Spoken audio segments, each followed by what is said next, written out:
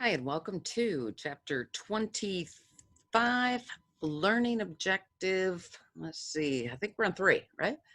Okay, here's what we're going to do. We're going to take the determinants of productivity, talk about them a little bit, and then ask if those can continue to be engines of growth.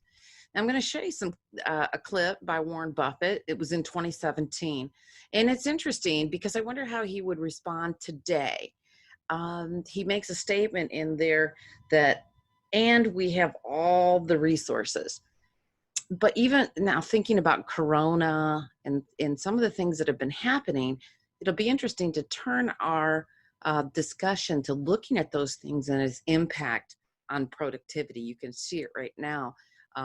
Things are backlogged and so on because entire countries were shut down for the coronavirus. So it's fascinating to look at this stuff today.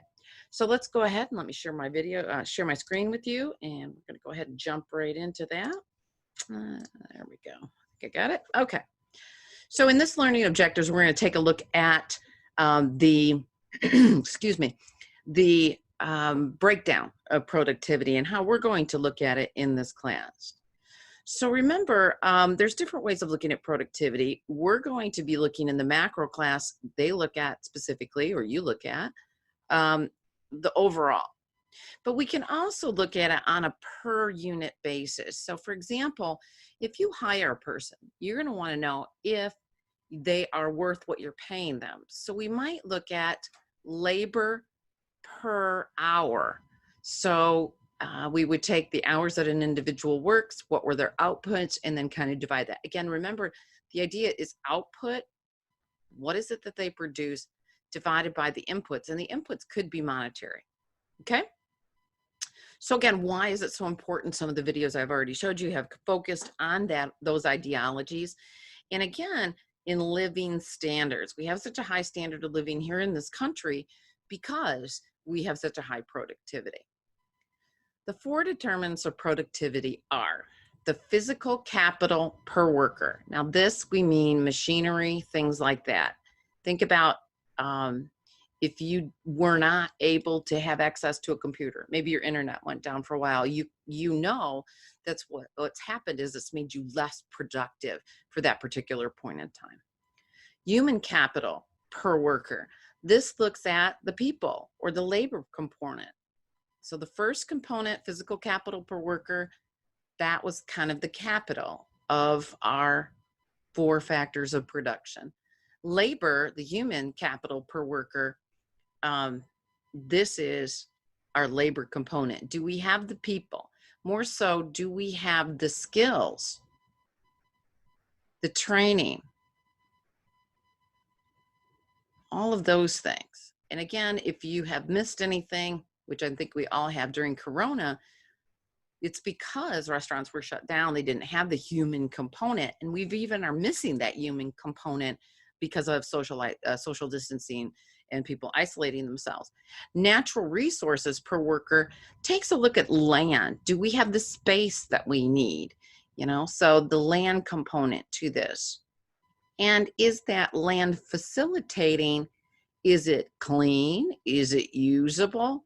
All of those things, okay? And technological knowledge kind of goes to what we call human capital, okay? So these 2 are kind of together, but again, the technology, and the video I'm going to show you with Warren Buffett talks about that kind of that technological knowledge. Okay, so physical capital, do we have the resources and materials that we need? And again, during Corona, you saw that a lot of organizations were unable to produce because they relied on trade areas that were heavily affected by the Corona prior to what we were, China being an instance of that. Human capital, again, the idea of education, training, experience. You know, it takes 8 times more to hire a new employee than it does to keep an old one. So those are some of the things that are we providing what we need to provide. You guys see the value in this or you wouldn't be taking this course.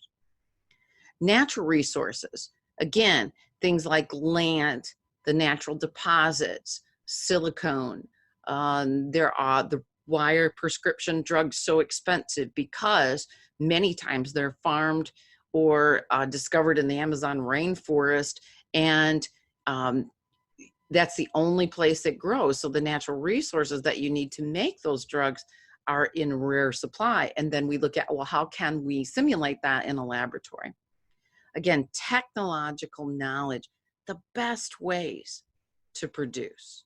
Okay. And technological knowledge doesn't necessarily have to be computers. It could also be things like a quicker way of doing something. The first time you do something, you're not very good at it, but you learn shortcuts. You learn better ways of doing it. And if the shortcut produces the same result, and then again, you become more productive. Okay, so here's a big argument that economists look at. World's population about 8 billion, all right? What about these natural resources? If we continue on our current path, futurists do say that our natural resources will limit our growth, particularly when we're using non-renewable. Remember, economists believe all resources are scarce. This will stop economic growth. So this is another reason why, and I'll be honest, I believe in the green movement, and I believe in the sustainability of resources. So this is why economists definitely do look at the sustainability of resources, clean water, air, energy, and we can't do that unless we're a lot better to the planet. My generation was horrible. Future generations are getting much more cognizant of that factor. Again, technological progress can, again, recycling, coming up with new materials, lab created, and so on. So let's go ahead. And at this point, I want you to watch this Warren Buffett piece. It's pretty short. I want to say it's like 2.5, 3 minutes, something like that. But I think hearing from Warren Buffett, right, the market maker, sometimes can make these a little bit more realistic to us. So at this point,